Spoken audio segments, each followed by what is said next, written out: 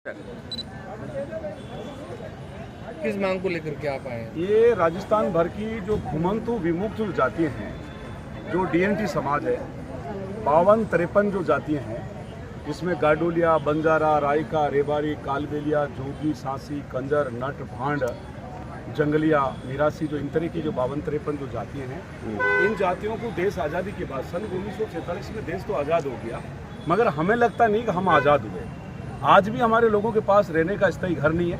50 साल से जो हमारी बस्ती बसी है, वहाँ पे भी आज जो 100 साल पुरानी स्थिति थी, वो आज भी वही स्थिति है।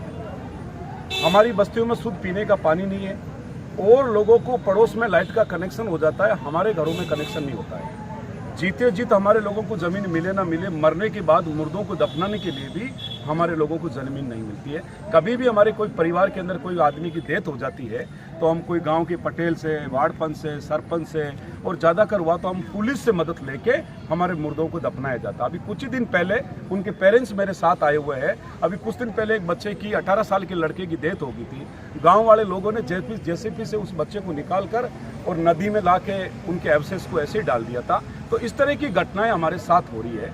तो हम अगले 6 महीने से बहिष्कार नाम का आंदोलन चला रहे हैं। सरकार योजना तो लाती है मगर कागजों में लाती है, धरातल पे सरकार कोई काम नहीं करती है। इस कारण सरकार की सारी योजना का हमने बाइकाट किया और अगले 6 महीने से जब सरकार हमारी बात नहीं मानी तो आने वाली जो ये 7 नवंबर जो आ रही है, उन 7 नवंबर को हजारों 2 लाख लोगों की संख्या में ये समस्त घुमंतु जाति के लोग बारलई के अंदर एकत्रित होगा और सरकार हमारी बात नहीं मानती है तो हम NS 62 को जाम करेंगे। और उस दिन NS 62 ही जाम नहीं होगा, राजस्थान के 10 बड़े हाई रोड जाम होगा। और सरकार नहीं मानती है तो भारतमाला एक्सप्रेस भी हम जाम करेंगे और उसके बाद भी नहीं मानती तो रेलवे ट्रैक पे बैठेंगे। और हम तो आपके मीडिया के माध्यम से कह रहे हैं कि ये जोधपुर जो आपका डिविजनल है, इनकी सारी जेलें खोल दे। हमको वैसे भी मच्छर खाते हैं, हमारे लोगों को जीव जंतु खाते हैं। हमारे कड़ाके की ठंड में, कड़ाके की धूप में हमारे लोग वैसे ही खुले में पड़े रहते हैं, कोई ब्रिज के नीचे, कोई फुटपाथ के नीचे,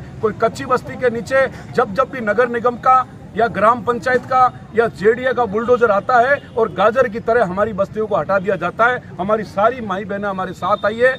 सरकार स्वस्थ भारत की बात करती है मगर आज भी किसी हमारी बस्तियों में जाके झांकना चाहिए।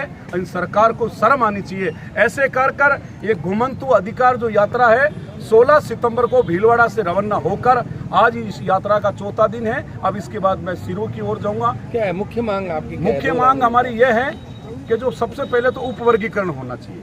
जब सुप्रीम कोर्ट ने ऑर्डर किया है तो घुमंतु जातियों का उपवर्गीकरण होना चाहिए। दूसरी हमारी ये मांग है कि डीएनटी समाज इस देश में 15% लोग हैं। भारत में 1 करोड़ नहीं, राजस्थान में 1 करोड़ 23 लाख की आबादी है तो हमें 10% आरक्षण हमें अलग से मिलना चाहिए। हमारे अंदर शिक्षा का बोर्ड बड़ा ठीक नहीं है मामला। तो शिक्षा के लिए 1 साल में ये सरकार हमारे बच्चों को 1000 बच्चों को राज्य सरकार अपने खर्च पर विदेश पढ़ने के लिए भेजे। प्रत्येक जिला लेवल पर हॉस्टल बने जहां हमारे लोग बसे हैं। शहरी क्षेत्र में सरकार हमें 50 गज का पट्टा देती है जिसमें लेटरिन बाथरूम नहीं बनता है।